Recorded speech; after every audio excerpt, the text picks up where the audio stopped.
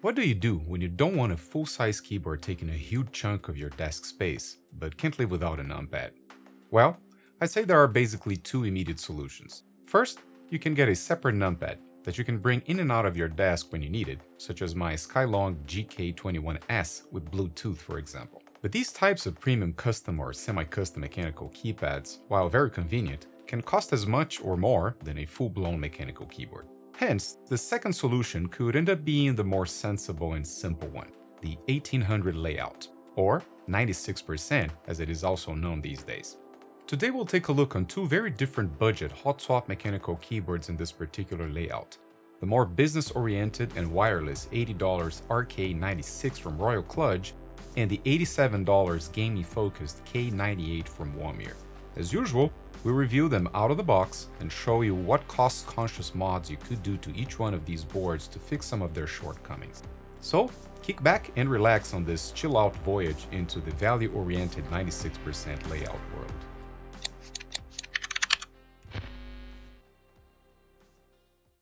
This video is sponsored by PCBWay. Bring your DIY projects to life with PCBWay's printed circuit boards, prototyping, manufacturing, and assembly, as well as their CNC machining and 3D printing services. Get PCBs for as low as $5 per unit on PCBWay.com. Check the link in the description below for more information. Hello and welcome to IO Sam. I am Sam Franco, and this is a channel where I do tech reviews and show you how to build, fix, and mod all sorts of computer gear.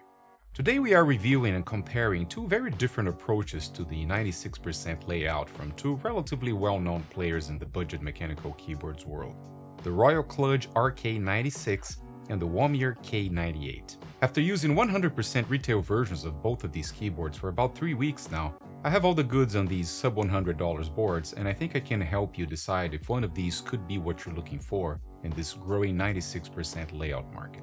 As my regular viewers already know, I break my videos into neatly organized chapters with progress bars on the bottom and on the top of the screen to help you navigate my videos in case you need to jump to any specific chapter. And as the required disclaimer for this video, both Kludge and Womier sent me these retail samples free of any cost for the sole purpose of this review. But as it is hopefully clear to viewers of this channel by now, my scripts, views, and opinions are always 100% mine and with no inputs or influence from manufacturers, resellers, or PR teams. All of those will see this video at the same time you do. I will place affiliate links for both these keyboards below, as well as for some of the other products and tools I'll show throughout this video. And if you buy anything out of those links, I might get a small commission without any additional cost to you. But while these affiliate links do help to support this channel, they do not affect the context nor the content of my videos. Starting with the more office-friendly board, the RK96 is a brand new offering from Kludge coming in at $80. Which you can get from Amazon as well as from Kludge's own store. This is a feature-packed little keyboard for the price. Here you get 5 pins north-facing hot swap sockets, adjustable height through its rubberized feet with 3 positions, monochromatic backlighting with 20 different effects in the ice blue color in my unit, and ABS shine-through keycaps. A wired USB-C with an awesome 2 USB-A pass-through ports, Bluetooth 5.0 connection for up to 3 devices, which you can easily switch between them, a 2.4 GHz low latency wireless dongle, which is great for wireless gaming, a long-lasting 3750 mAh battery, a barrel-style digital volume control scroll wheel, 4 status lights with white LEDs, a magnetic wrist rest, and finally, macros recording and keys mapping software. Whew, that's a long list. The keyboard comes with a pretty good keycaps and switches puller, a few extra switches, and a rubberized USB-C cable. No dust cover, manual or instructions card included though. You get a 2 years limited warranty if you buy it directly through their own rkgamingstore.com website. Moving on to the definitely more gaming oriented board from Womier, the K98 is also a brand new release coming in at $87 on their Amazon store. The K98 is a much simpler product in terms of features, but with one very obvious differentiator here, its looks. But we'll get to that. The feature list includes 5 pins north-facing hot swap sockets, per key RGB illumination, as well as down-firing RGB lights on the bottom side of the PCB, PBT putting keycaps in white and blue, with an extra set of red accent keys also included in the box, a very eye-catching frosted acrylic case that does a great job at diffusing all its RGB goodness, a wire USB-C connection, fixed large rubber feet, and macros recording and key remapping software. The keyboard comes with those cheap keycaps and switch pullers that you should avoid at all costs, a little cleaning brush, and a rubberized USB-C cable. No dust cover included, but they did add a very basic instructions card that unfortunately came misprinted with my unit and missing the lighting configuration options. While I could not find any warranty terms and conditions on their website, they claim to offer a 1-year limited warranty. If you're watching this channel, there's a good chance you're into building, modding, and DIYing your way through electronics, right? So, do yourself a favor and check out PCBWay's multitude of services such as PCB prototyping, manufacturing, and assembly, as well as their CNC machining and 3D printing services. PCBWay offers you a wide variety of custom options for your project, as well as some of the most sophisticated PCB manufacturing options in the market, such as multi-layer, flexible and rigid flex boards, high-density HDI, thick GEMs, and SMD stenciling, all built with the highest quality materials sourced from the most trusted suppliers in the industry. Oh, and don't forget their awesome injection molding, CNC machining, sheet metal working, and 3D printing services, such as these beautiful keyboard plates I designed and ordered with them, and which will be featured in my upcoming series of Alps-based custom keyboard projects here in the channel soon. Check out the video description below for more information and for $5 off your first order with PCBWay.com. And huge thanks to PCBWay for sponsoring this video. While the layout for both keyboards are very similar, the Womier has a strict 1800 layout, with exploded sections for the F row and the simplified navigation row on top of the numpad. The Royal Kludge board has a non-standard variation of this layout, with no gaps between the F and the numbers rows and no dedicated navigation cluster outside of the arrows keys. That space is occupied by the volume and mute controls, as well as status lights, but both boards offer you the usual media controls layer under the F row. In the RK96, you can access those missing navigation functions on the numpad's second layer. The advantage of the Royal Kludge's approach here is an even more compact size than the already space-saving standard 96% layout. Both boards have the exploded arrow cluster, which is the main trademark of this layout. I gotta say, this is my favorite modern adaptation of the full-size 104 keys, since here you lose just 5 keys, but keep all the same functionality, without having to resort to secondary layers for the most used navigation functions. And the best part, all of this with just one extra column when compared to a TKL, which means you save a significant chunk of desk space without losing almost any functionality and keeping the numpad. If you need a numpad for office work but don't want a huge full-size behemoth in your desk, this is the layout for you. As for keycaps compatibility, here you should pay attention when buying aftermarket sets, since you need a 1.75 units right shift key, as well as a 1 unit Alt, FN, and Control right keys, which cheapo sets usually don't give you. So you should be prepared to spend a bit more money if you intend to replace these keycaps here. The two companies took radically different approaches in the case design and materials. The Royal Kludge has the usual budget ABS case, although this one has decent thickness, with almost no flex and no squeaks. The entire assembly feels nice and surprisingly heavy for its size. Here you also get 3 height positions with its rubberized feet, which is always nice. The mounting system here is the traditional tray mounting we're used to see in keyboards in this price range. The RK96 has a standard painted steel plate that attaches to the bottom case screw posts with 10 screws. Womier, on the other hand, went with a stacked acrylic case with 13 screws to tie everything together. The goal here is pretty clear. Looks. This thing looks incredible, with its icy looking case diffusing the boatload of RGB included in its PCB. If you're into the RGB lifestyle, this is definitely the 96% keyboard for you. Having said that, stacked acrylic cases are not particularly practical, since they don't usually allow for adjustable height or elaborate shapes, for example. So the two main benefits here are the light shows and the sound, since stacked acrylic boards can sound really nice, as we'll see later. As for the mounting system, this case doesn't really offer one. The PCB is just pressed between the acrylic layers with an integrated acrylic plate, which has advantages and disadvantages, as we'll see later in the modding chapter. Royal Kludge has its own branded switches, while Womier came with standard Gaterons. I got both samples in the light tactile brown variety, and both came completely dry, as you'd expect in this price range. Out of the box, the Gaterons and the Womier were definitely smoother, but after I lubed both keyboard switches, that difference mostly disappeared. Although I feel the RK switches to be ever so slightly heavier than the Gaterons and the Womier. The PCB in the Royal Kludge has KO hot swap sockets, blue SMD LEDs for per key illumination, a daughter board for the volume control scroll wheel and the status lights, a JST connection for the battery, and a 5-pin slide-in connector for the USB-C daughter board. It features N-key rollover in USB plugged-in mode and in the 2.4 GHz wireless mode, which could be useful for gaming. Here, surprisingly, you also get N-key rollover in Bluetooth mode, which is awesome. The PCB in the Womier board is much simpler, as you'd expect, with soldered-in USB-C port with no daughter boards, same Gateron hot swap sockets, and RGB SMD LEDs for per-key illumination, as well as in the bottom side for the down-firing lighting effects. It also sports N-key rollover in its USB-C only connection mode. Both PCBs have north-facing switch sockets as you'd expect for these types of value keyboards, and that is fine, as long as you use the included OEM profile keycaps or if you use taller keycaps as we'll see later in the modding chapter. Most Cherry profile sets will touch the south side of both Gateron and RK switches on these boards. But since the focus of these two products is to offer backlighting, the north-facing switches make sense here, of course, since you wouldn't be able to use backlit caps with south-facing switches. The RK96 does offer per-key illumination, but because it is monochromatic in this particular variant, the whole lighting effects thing becomes less relevant in my opinion, since you cannot differentiate keys with different colors. But you still can adjust brightness, of course, and you still can choose pre-programmed lighting effects and change their speed, as well as to edit them via hardware, by using one of the 3 memory slots and then recording your lighting scheme through FN plus backspace or through Royal Kludge's Windows software. Or you can simply shut the lights off altogether if you prefer. Now, with the Womier K98, lighting is basically its main reason to exist. So here you can expect the most flamboyant light show you probably have ever seen on a keyboard before.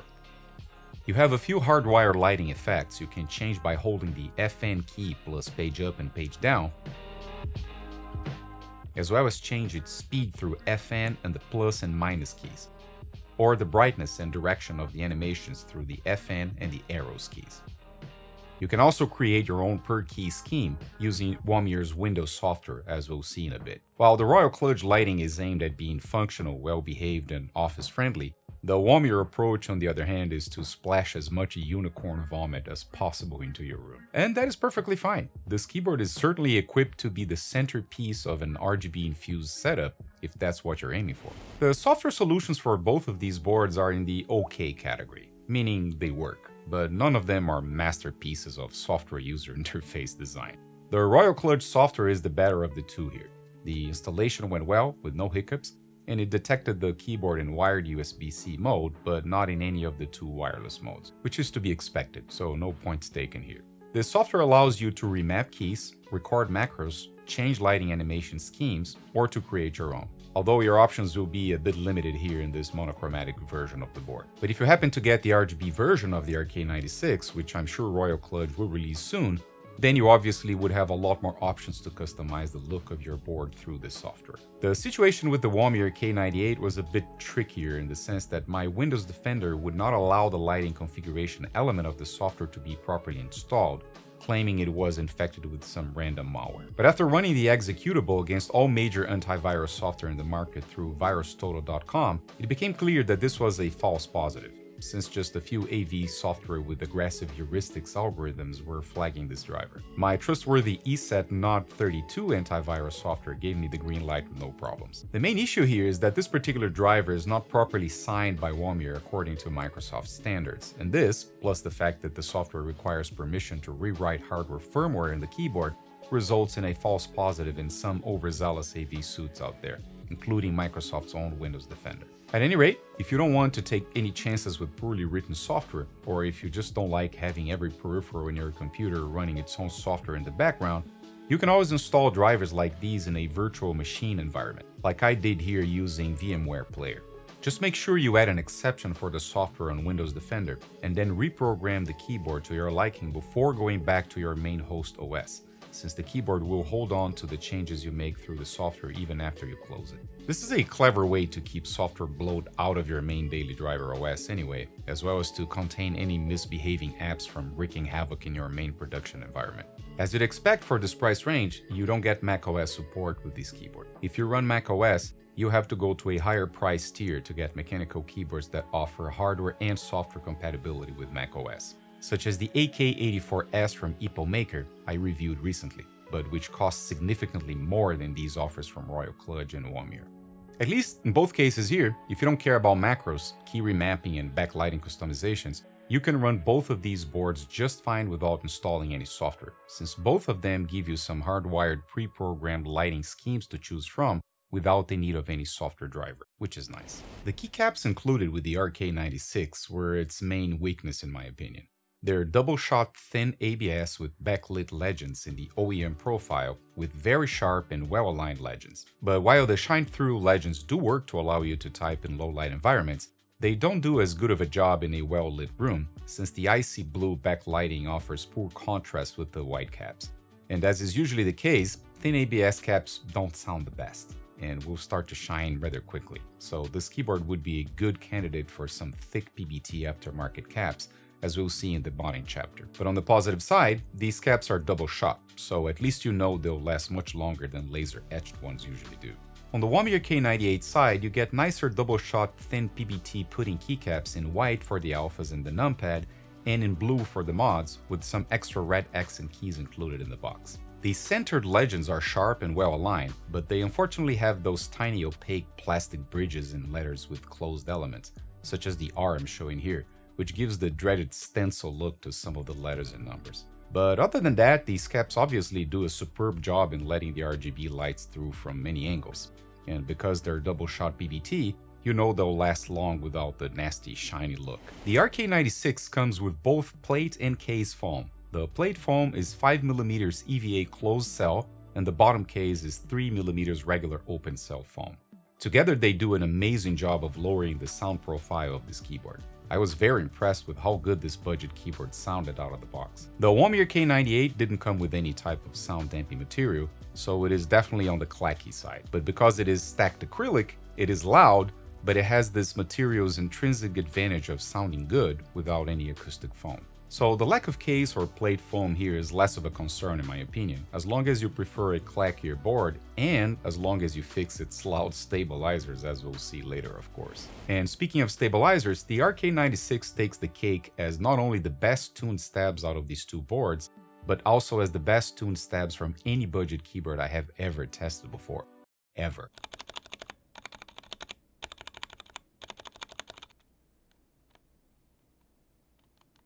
Seriously, I wish Logitech, Razer, SteelSeries, Corsair, and every other big box store peripherals maker out there took a page out of this Royal Kludge. And considering these are plate-mounted stabs, which usually are not as good as PCB-mounted ones, this becomes an even more impressive feat.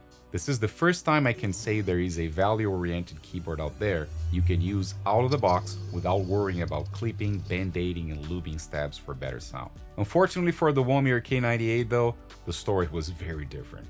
Here, you get the same loose and rattly stabs you usually get with pretty much any other gaming keyboard out there. And these stabs were so bad that not even my usual treatment of silicone stickers under the housings and generous coatings of Krytox mix in the stamps and XHT BDZ on the wires were capable of fixing the ticking and clicking noises I could still hear when typing, especially on the spacebar.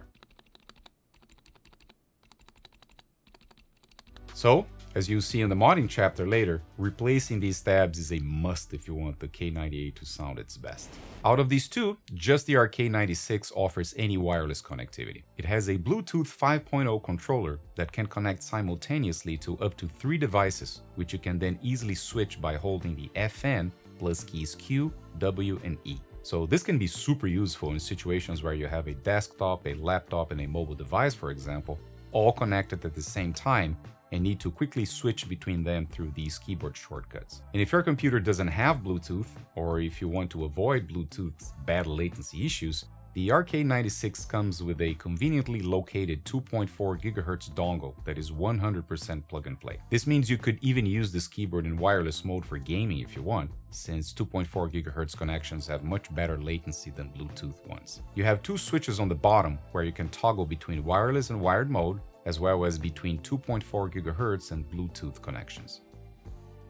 The RK96 comes with a hefty 3750 mAh battery, so you can expect the battery life to be really good on Bluetooth, given the low power nature of Bluetooth connections, but you should expect much shorter battery cycles on the 2.4 GHz connection. You can check its battery status by holding the FN plus Enter, where it will show you how much juice is left in increments of 10% in the numbers row, which is a pretty convenient feature. While I don't have a battery life standard testing routine for keyboards yet, I'd say that you can probably expect 2 to 5 days on the 2.4 GHz dongle and 5 to 10 days on average on the Bluetooth connection, depending on your daily use and on your backlight configuration. The RK96 measures 37.5 centimeters in width, 12.5 centimeters in depth without the wrist rest, and 18 centimeters with it. 2 centimeters tall in the front side, 2.7 centimeters in height on the back side with the feet in the flat position, 3.2 centimeters in the middle position, and 3.8 centimeters in the highest position. The inclination angles are 3, 6, and 9 degrees when measured on the top of the third row of its OEM profile keycaps. But regardless of the inclination angle you choose, the included wrist rest is highly recommended if you don't type with floating wrists. The RK96 weighs shy of 1 kilogram at 940 grams or 2 pounds and 1 ounce. The K98 measures a wider 39 centimeters in width, 14 centimeters in depth, 1.9 centimeters tall on the front side, and 2.5 centimeters in height on the back side. The K98 doesn't offer adjustable height, so you get a very mild fixed 3 degrees typing angle when measured on top of the third row of its OEM profile keycaps. Here, I'm using a TKL-sized Itobal resin wrist rest I got from Drop for $18 in July of last year, but that is now $25 when in stock, after Drop raised pretty much all its prices recently. The K98 also weighs a hair under 1 kilogram at 978 grams or 2 pounds and 2.4 ounces. While the RK96 has a significantly smaller footprint than the K98, they basically match each other in weight.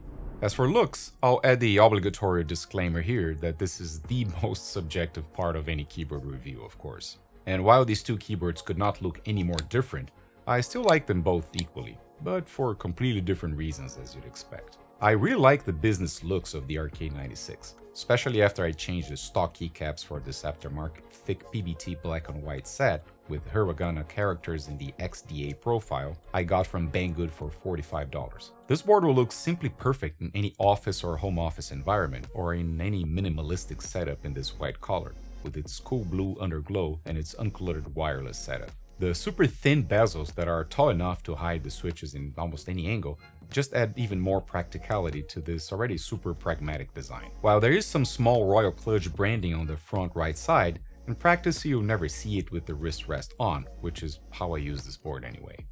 And then we have the complete opposite with the K98 from Womier. Here we have the most exquisite light show money can buy in a sub $100 keyboard. Even if you don't like RGB, one has to admit how much of a conversation piece this thing will be on any setup, right? This board will sit comfortably in any RGB-infused gaming battle station, of course. I mean, needless to say, you're not bringing this thing to work, right? And while the stock keycaps are not perfect, they're not too bad as far as putting keycaps are concerned. So I wouldn't bother to replace them with anything else that would hide this keyboard's main attraction, its RGB light show. So I could totally daily drive both of these boards, depending on where I'd be using them on any given day. The Royal Kludge in the office and the Womier in the home office or gaming den. In terms of quality of life features, the RK96 is the clear winner here. This board packs an incredible amount of functionality and practical elements, like volume control, magnetic wrist rest, 2 pass-through USB ports in the back, Bluetooth and 2.4 GHz wireless connections, super smooth and quiet stabs and adjustable height, just to name the obvious ones. So compared to the much more Spartan K98, there is little competition here in terms of practicality. But then of course, if you choose the K98, you're unlikely to care about any of those quality of life things anyway. Here, you come for the looks, and for its clacky soundtrack. Alright, so let's see how these two keyboards sound in their stock form.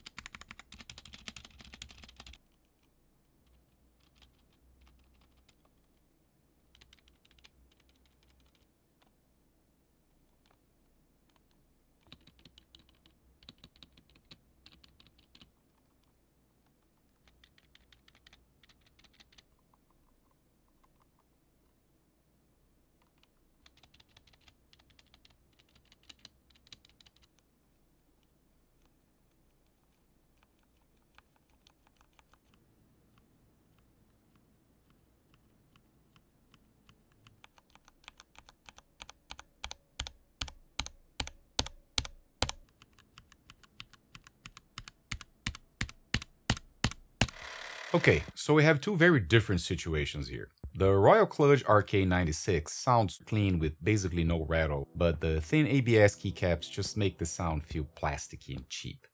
So as I mentioned before, I knew the solution here would be to replace these keycaps, as I'll show in a minute. But even if you decide to keep the stock keycaps for the backlighting, at least you'll not get stabs rattling and the usual plastic case hollow sounds from keyboards in this price range, thanks to the RK96 foam dampers. As for the typing feel, these Royal Kludge branded brown switches feel okay. Not the smoothest, but also not nearly as scratchy as your average Cherry MX.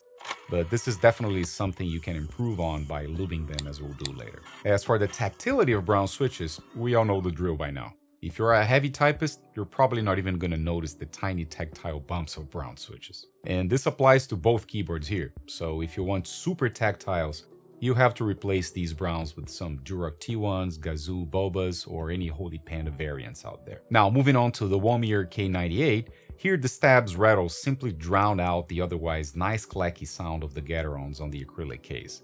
So fixing these stab situation is absolutely essential, and that's exactly what we're going to do in the next chapter. These switches feel decently smooth in stock form, thanks to the always nice plain Gaterons included here. But of course, we'll lube these switches as well to get the most out of them. As for plate flex, you're not gonna get that here with neither of these boards. The custom keyboard's plate mounting advancements of the last couple of years, such as top or gasket mounting, still haven't reached the production sub $100 value segment yet. So here, using desk mats that can help absorb some of your typing energy, especially if you're a heavy typist, is probably a good idea. Alright, time to mod these two boards and see how much we can improve on their sound and typing feel. The first thing I always mod in any hot swap keyboard is, of course, lubing the switches with my mix of 50/50 Krytox 205 Grade 2 grease and 105 oil, which I did on both these boards by applying a thin coating on the bottom housing with an eyelash micro brush, a thick coating on the coil spring with a regular nylon brush, and a good coating on the stem on all sides, but avoiding the legs since these are light tactile switches that would otherwise lose their little tactility. Then it was time to replace the thin ABS caps by some nice and thick PBT ones. Considering the issue of north-facing switches interfering with the third row of cherry profile keycaps, I picked this very nice set of XDA caps in black on white with the hiragana characters from Banggood. XDA caps are a bit taller than cherry on the third row, so you don't get any interference here. Besides, since each row has exactly the same height, this set is easier to fit in most boards, since you can exchange the position of any keys without altering the profile height of any rows, which is a nice plus of these types of single height profiles. The bold black dye sublimated legends in these caps pop and contrast really nice with the white case of this RK96. It totally changed the look of this board and made it look even classier in my opinion. Although, as we'll hear later, the biggest benefit of this set was the sound. And finally, while this particular set costs more than half of the price of the whole keyboard, at $45, it is still a relatively budget set when compared to much more expensive premium sets out there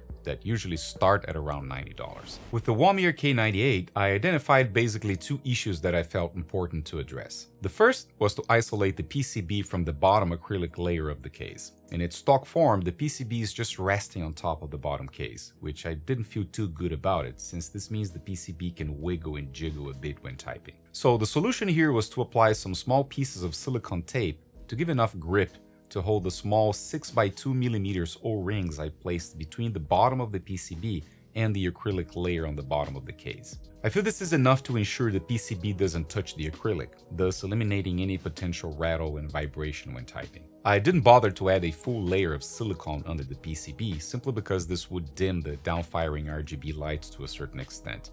But that would be another option if you don't care too much about the bottom lights. If you apply a 1.5mm silicone baking mat in there, you also probably reduce the sound volume of this keyboard by a couple of decibels, if this keyboard is a bit too loud for you. Oh, and you can always apply a layer of masking tape to the bottom of the PCB to lower the pitch of the sound of your switches, of course. As we all know by now, the Tempest tape mod is always a guaranteed way to improve the sound of a production board. Although here I didn't bother, simply to avoid ruining the visuals of the bottom of the board for this video. But if you don't care about that, since you're not going to be looking at the bottom of the keyboard on a daily basis anyway, that is always a good sound fix. And then I moved to fix the stock stabilizers. Initially, I did try to mod the included stabs. But despite all my best efforts, which included lubing the housings and stems with my Krytox mix and the wires with XHT BDZ, clipping the small protrusion of one of the flexible legs of the stems, and even adding small 4mm O-rings on the wires, as per Walker's stabs mod, nothing seemed to completely remove some of the ticks and clicks from the stabs.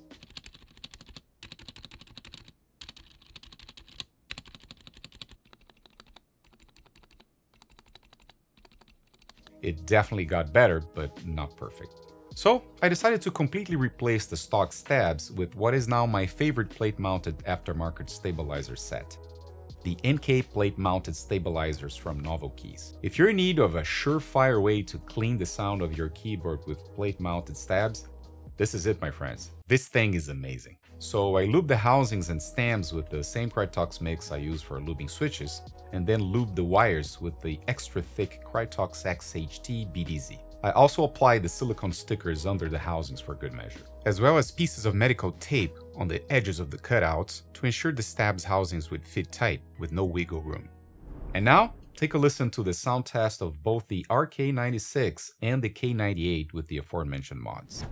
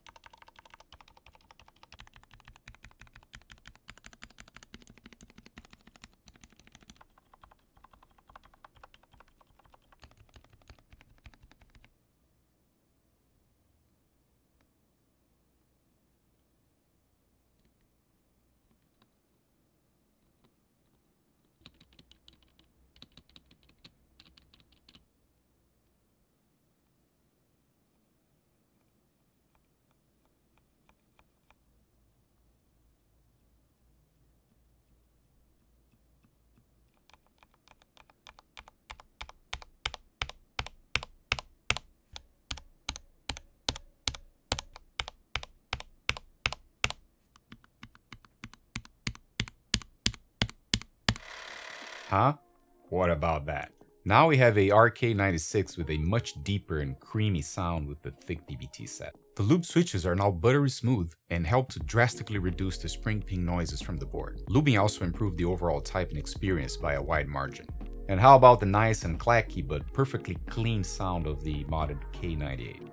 Now we can really appreciate the always nice sound of a stacked acrylic board. On the louder side? Sure, but much more pleasant sound than with the stock Bradley stabs. Definitely worth the 20 bucks I paid for those Novelkeys stabs. So, what are my conclusions about the Royal Kludge RK96 and the Womier K98 after a few weeks of use and all these mods? In stock form, the RK96 is the better out-of-box experience here, simply because it got most of the basics right. Especially the stabs, which is my #1 complaint with the vast majority of production keyboards out there, and which Royal Kludge nailed it here. So even with the thin ABS keycaps, this keyboard still feels good to type on and can totally be used out of the box without driving you crazy in the first 5 minutes. It can be vastly improved with lubed switches and better keycaps as we saw here, but at least replacing caps is the easiest mod you can make to a keyboard, right? The K98 on the other hand, despite the smoother switches out of the box, you definitely have to mod its stabs to be able to really enjoy this keyboard. And while modding stabs is not exactly the most fun weekend activity there is, your ears will thank you after you do it. I have to admit I had way more fun with this modded keyboard than I thought I would. I just love the way it sounds with the loop Gaterons and the novel key stabs, plus the other minor mods I did here. None of these boards feel soft or bouncy, of course. If that is what you're looking for, you know you need to move a few price tiers up, right? But for the vast majority of keyboard users out there who never even consider spending the kind of money some enthusiasts do for luxury custom keyboards with all sorts of shock absorption schemes, these two boards with these fairly simple mods will serve them very well. As for the overall quality, I'd say you're getting a fair deal for the price. Both products have very good quality cases, PCBs, and switches. The RK96 has solid features and fantastic stabs, and the K98 has a really nice frosted acrylic case and great brand name switches. They do drop the ball a bit on things like driver software, the keycaps on the Royal Kludge, and the stabs on the Womier. But overall, I think these keyboards have potential to last for many years if you take the minimal amount of care here. Would it be nice if they didn't require any additional work to achieve their full potential? Or if they had QMK and maybe even VIA support out of the box? Sure. But while this value-oriented segment of the industry is not there yet, it is moving very quickly in that direction. I could never imagine production keyboards like these for less than $90, not even a couple of years ago. And if there is one good thing about production keyboards like these, is their availability. Both products are immediately available on Amazon worldwide and with Prime shipping. As far as availability goes, I don't think it can get any better than this, really. As for their position in the current production keyboards market, the reality of the value-oriented sub-$100 segment is that it is extremely competitive. And these manufacturers end up having to cut corners somewhere to hit these price points. Here, both Royal Kludge and Womier did a lot of things right considering who their target markets are. But they both left something important out to cut on costs. Royal Kludge did everything right with the RK96 and its insane list of nice features, but they fell short on the keycaps. Womier did a lot of things right with the K98 and its cool-looking acrylic case and the super bright RGB LEDs, but they fell short on the stabs and in the software. As a result, they both feel a bit incomplete in their stock form, but both got really close to having a near-ideal $80 keyboard. And in that sense, I think these smaller keyboards brands are starting to encroach on the established big box store players. While there might be something to be said about the hardware and software ecosystems that giants like Razer, Logitech, SteelSeries, and Corsair have to offer, at this point, I think I'd easily take the RK96 and the K98 in the $80 to $90 range over anything those big guys have in this segment right now. So, who are these two keyboards good for? First, let's get the obvious out of the way.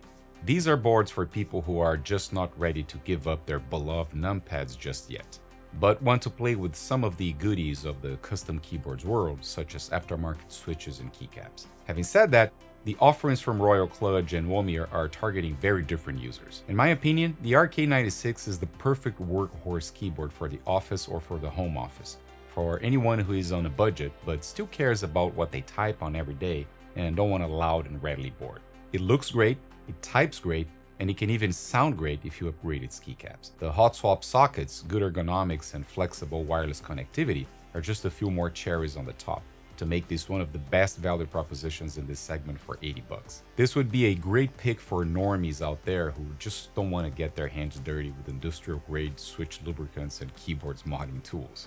The K98, on the other hand, would be a perfect platform for anyone on a budget, but who ranks quality RGB lights very high on their priorities, and also want a nice clacky board to type and game on. I think the K98 would be better suited for people starting to get interested in the deep waters of the mechanical keyboards world, and who wouldn't be too afraid to mod switches and stabs, since this keyboard can be drastically transformed by a simple $20 set of aftermarket stabs, for example. In my keyboard market segments chart, both boards sit right smack in the middle of the value category of the large-scale production segment, and both can get a boost to become borderline performance keyboards if you do some of the mods I suggested here.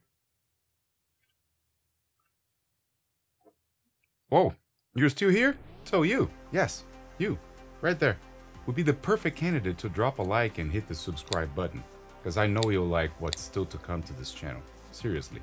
There's a lot of good stuff coming up that you don't want to miss.